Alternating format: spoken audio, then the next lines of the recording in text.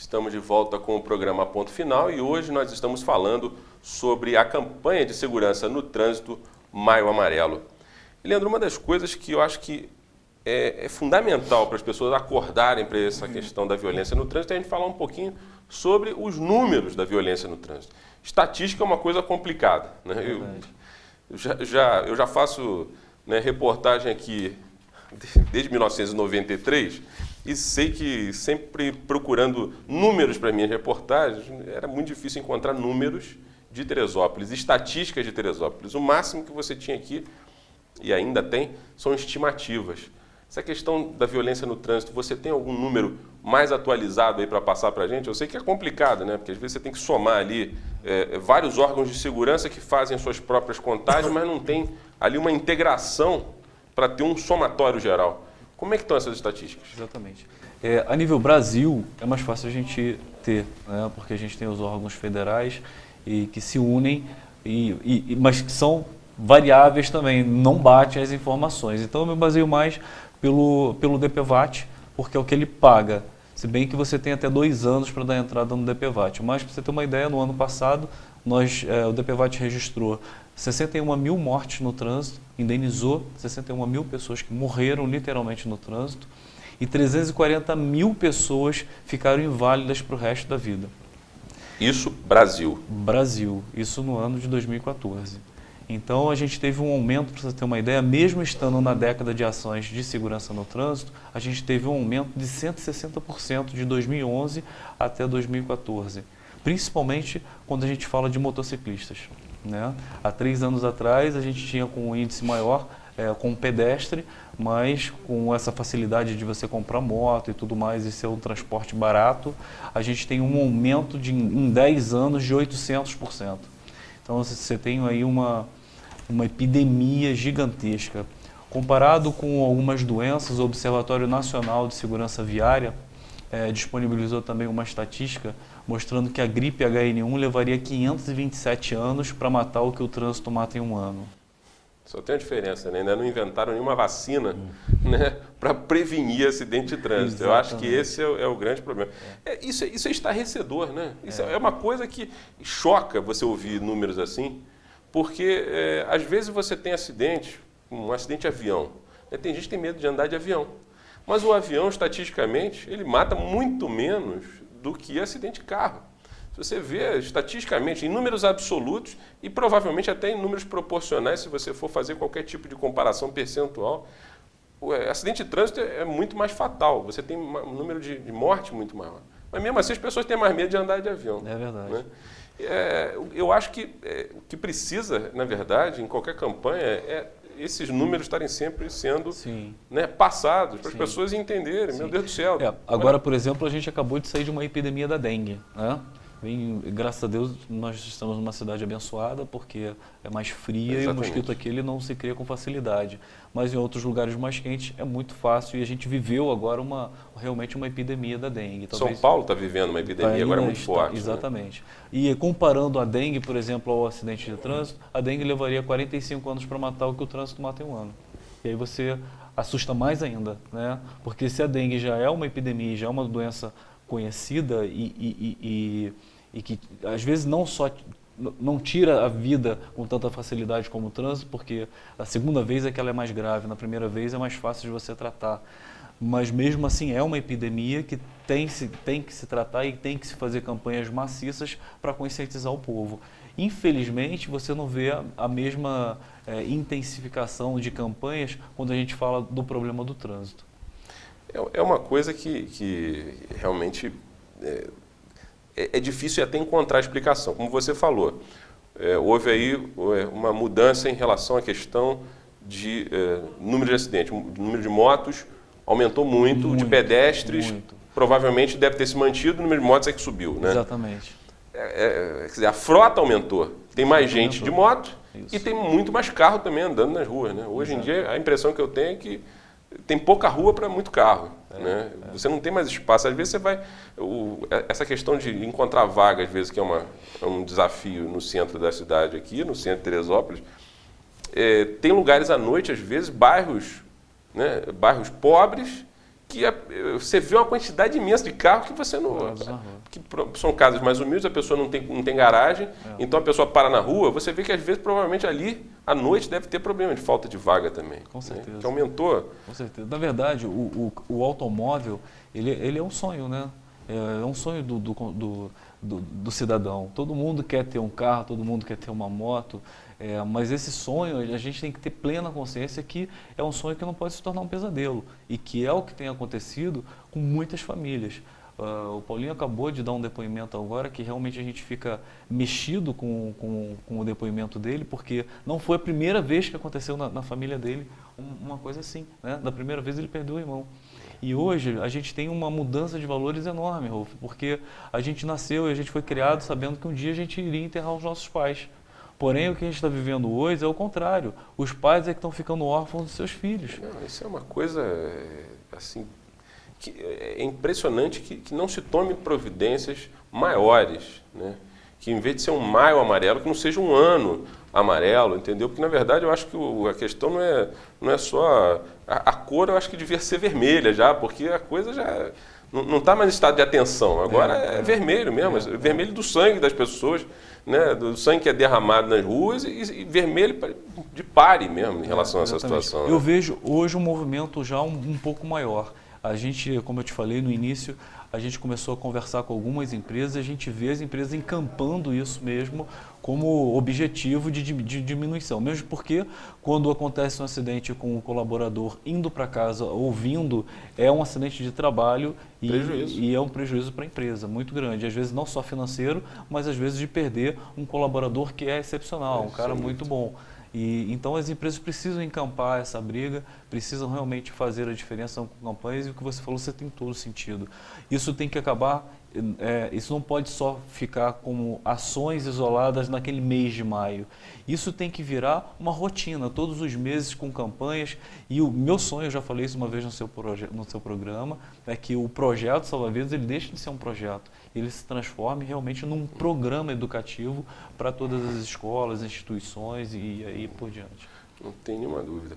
Ô Paulo, você como PM, quando você estava nas ruas aí durante esses 27 anos, né, você até já falou para a gente aqui que você se deparou com várias situações em que o motorista estava alcoolizado e tal. É o álcool, é a imprudência? O que você observou durante essa tua carreira, essa tua longa carreira aí nas ruas? Né? O que você acredita que aconteça para ter tanto acidente de trânsito?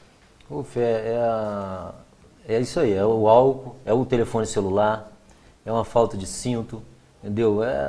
É um som do carro, tira a atenção da pessoa, um som muito alto. Você às vezes passa na cidade, principalmente com jovens, um som estridente dentro do carro, isso tira totalmente a atenção. Então a falta de atenção e o policial tem que fazer o quê? O policial tem que reprimir, né? Você viu o camarada falando celular, você para, muitas das vezes é uma coisa até que dá para orientar, entendeu? Agora tem momentos que não dá para orientar, você vê que realmente o motorista ele está botando a vida de outras pessoas em risco e a dele também, então você tem que notificar. O trabalho do policial de trânsito, foi o que eu mais trabalhei na Polícia Militar, foi no trânsito, é um trabalho difícil, entendeu? Que ninguém gosta de ser reprimido, entendeu? É um trabalho muito difícil, que às vezes você acaba sendo mal visto até pelos seus colegas, alguns de seus colegas de farda. Então é um trabalho difícil. E outra coisa, aqui na cidade, essa cidade que eu já falei aqui, infelizmente é uma cidade muito política, entendeu? E às vezes não quer deixar o policial fazer o serviço dele. Você faz o nosso depósito público, por exemplo, você prende, daqui a pouco está cheio de gente querendo que você vá lá e solte a moto que você prendeu, solte o carro que você prendeu, com o documento todo errado, a moto sem placa, sem documento, sem nada, e quer que você solte aquilo lá.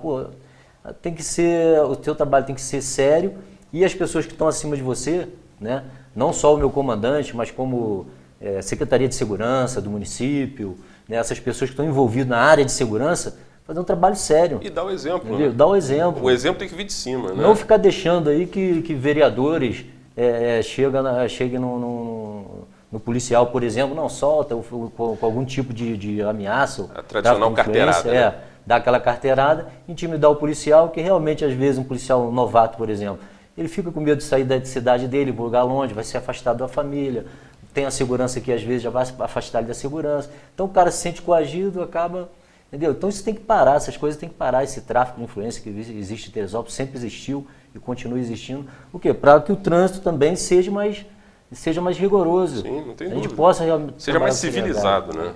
E aí talvez é o grande segredo da lei seca, né?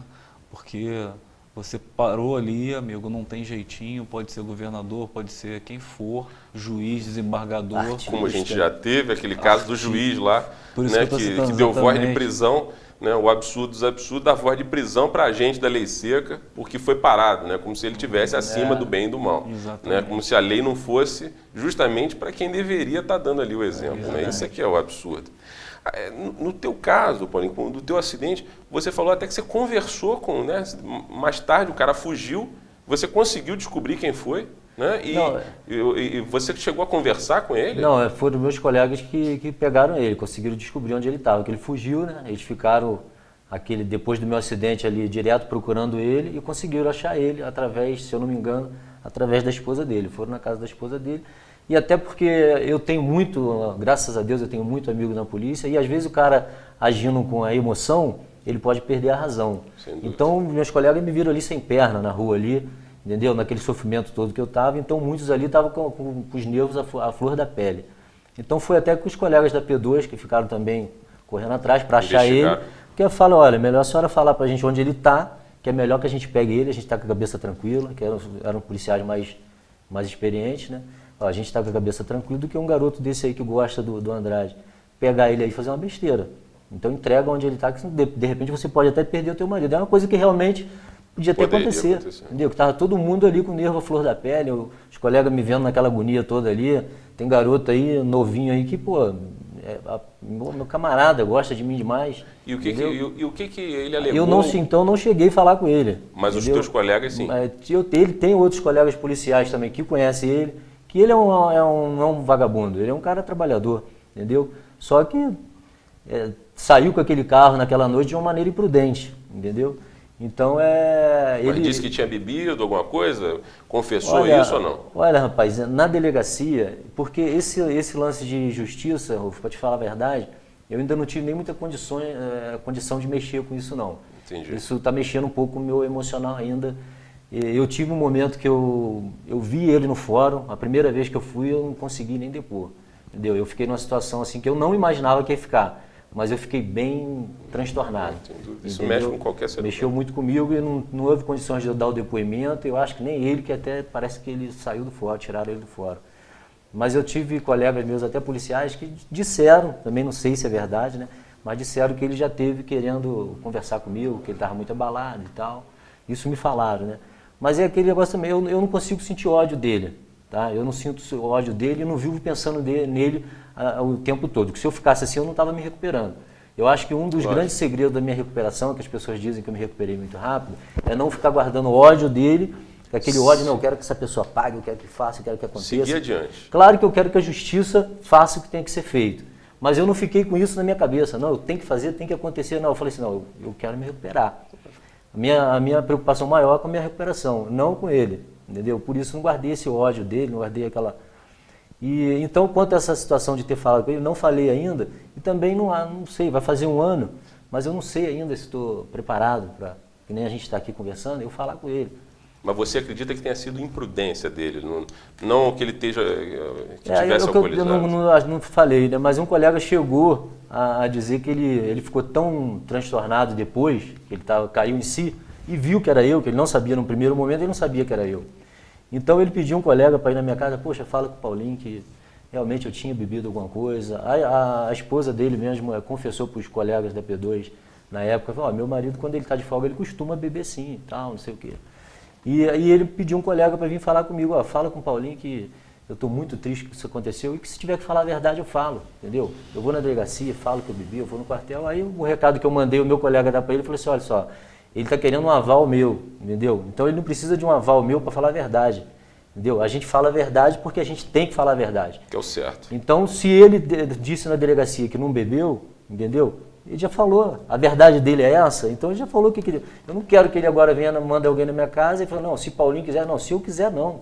Ele já teria que ter falado isso. Sem dúvida. Então agora se eu chegasse para ele e mandasse, Essa questão de dirigir embriagado ainda é o ponto crucial, né, junto com a imprudência, né, Leandro? É uma coisa Infelizmente, que... Rolf, o que Paulinho, o exemplo dele aqui é o maior exemplo. As coisas continuam acontecendo porque a impunidade continua também. Sem dúvida. A hora que, se Deus quiser, um dia a gente talvez esteja em vida ainda para ver que as leis que já existem sejam realmente cumpridas e as pessoas paguem por aquilo que fizeram, a gente vai pensar 2 vezes antes de botar uma latinha de cerveja na boca. Sem dúvida. E dirigir logo em seguida. Né? Então a gente não faz nenhuma apologia contra a bebida. Todo mundo pode beber e se divertir, não é isso, de forma alguma. Né? É a combinação. É a combinação. Direção e álcool. Direção e álcool não combinam. E isso tem tirado a vida, a maioria, 70% dos acidentes São com causados. vítimas graves ou com óbito, tem pessoas envolvidas que beberam. Realmente essa irresponsabilidade precisa parar. E, infelizmente, como você falou, tomara que a gente ainda esteja vivo aqui para ver isso, né? Porque isso é uma das coisas que eu quero falar no próximo bloco, nosso tempo já terminou nesse. Eu quero saber de vocês, vocês acham que existe uma luz no fim do túnel em relação a essa questão da violência no trânsito? Já dá para enxergar uma luz no fim do túnel ou esse túnel ainda é muito longo ainda para a gente atravessar aí até termos uma solução em relação a essa questão da violência? É sobre isso que nós vamos falar no próximo bloco do programa Ponto Final. Até já.